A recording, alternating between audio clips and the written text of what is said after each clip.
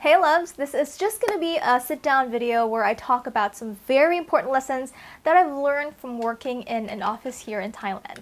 And if you're new here, hi, I'm Jamral, and I make these YouTube videos so I can look back into, the future and think, wow, what a colorful life I had in Thailand, and at the same time be able to bring so much value to you guys wherever you are in the world. Before working in Thailand, I was a freelance writer, which meant that I worked mostly from home. I only went out when I needed to, and when I think about it, that self-isolation was bad, like bad for my mental health and social skills. And just last year, I got tired, burnt out, and lost clients. And I decided, okay, time to be an employee. And here I am working as a content writer for a school here in Thailand. It definitely was not easy, but I learned a lot, especially as a 20-something-year-old who has never worked in an actual office before this. The first lesson that I learned here is that not everyone is gonna like you. And that's okay. Just focus on your job. Sounds simple, right?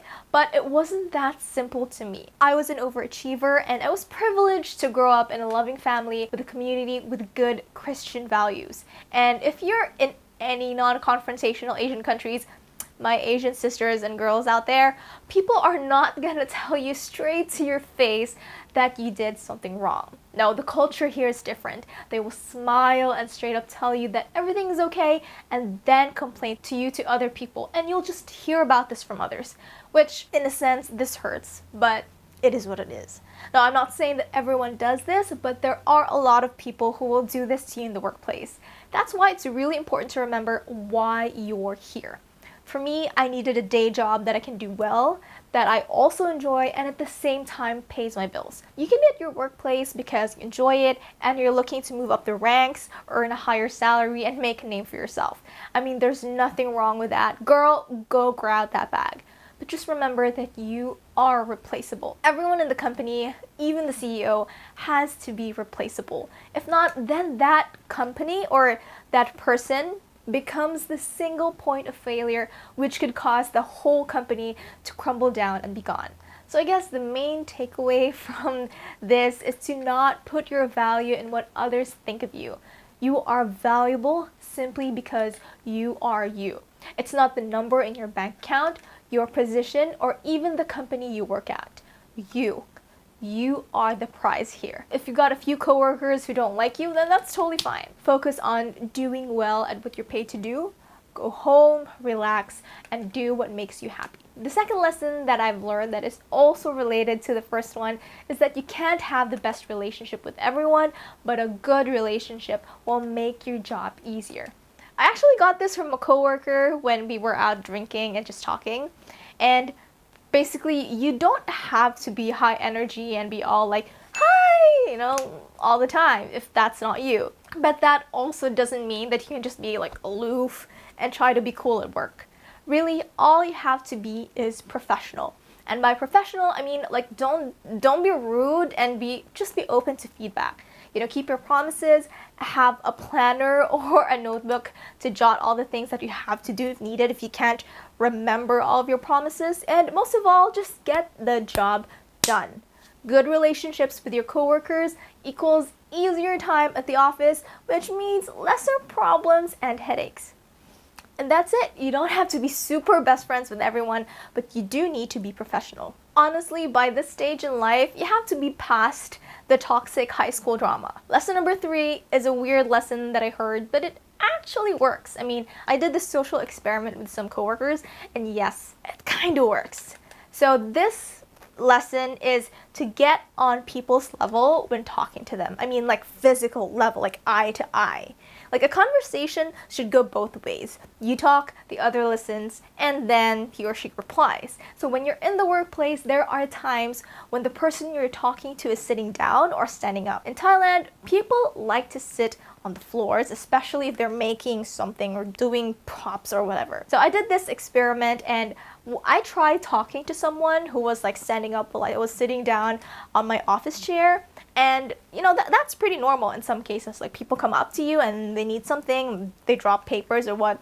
But what I noticed is that conversation was in a sense quite awkward. Like it felt like my coworker was talking down to me, and I could tell that he was also feeling awkward and just wanted to get out of that space. And so yeah, there was that. And the second experiment, a social experiment if you call it, that I did was to strike up a conversation with some coworkers who were on the floor counting coins from a donation box. And yes, you guessed it, I sat on the floor with them. And just by sitting on the floor, our conversation instantly became more like relaxed. Like I had a closer look at the coins that they were counting, and I was looking at them eye to eye. And they didn't even have to like break their necks, trying to look up at me. So let's just say it was a much easier conversation. I don't know if there's any scientific background to this, so if you do find any research or anything to back this up or debunk this idea, let me know in the comment section below. I'd love to hear it. And the fourth lesson that I wish I knew, like this is the lesson that I wish I knew before I even started working in an office, is to think twice before giving advice to older people. Yes, sirree, as a 20-something-year-old, you're probably one of the youngest people in your workplace. Like you're the shiny new toy, the fresh blood in the office.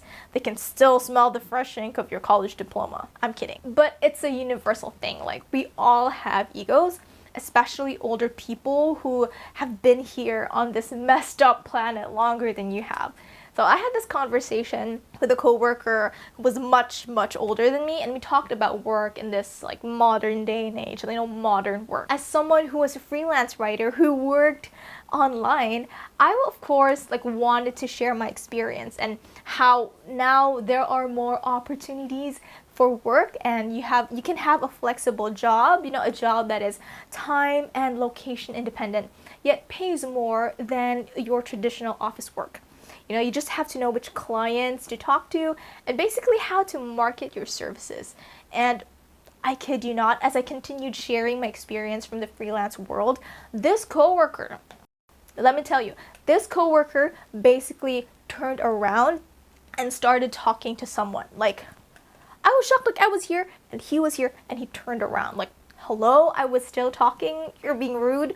But after that, I just didn't push it, and I just kind of realized, that not everyone is ready to listen to your story, especially when you have different values. Like some people love their traditional 9-to-5 jobs. Some of them like collecting postgraduate diplomas and these degrees, and basically for them it's like the golden standard.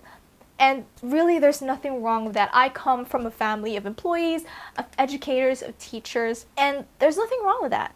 The thing is, the world right now is changing. It's now about innovation and output, and really not how long you can stay in the office anymore. People now can make money online. So basically technology has made it possible to earn dollars when you are in Thailand, and when you convert dollars into Thai baht, that's like there's a huge gap to that, and that is really possible. Like with technology, and it's basically what digital nomads are doing. But anyways, some things you just have to keep to yourself. Sometimes you just have to zip it and let people figure things out on their own.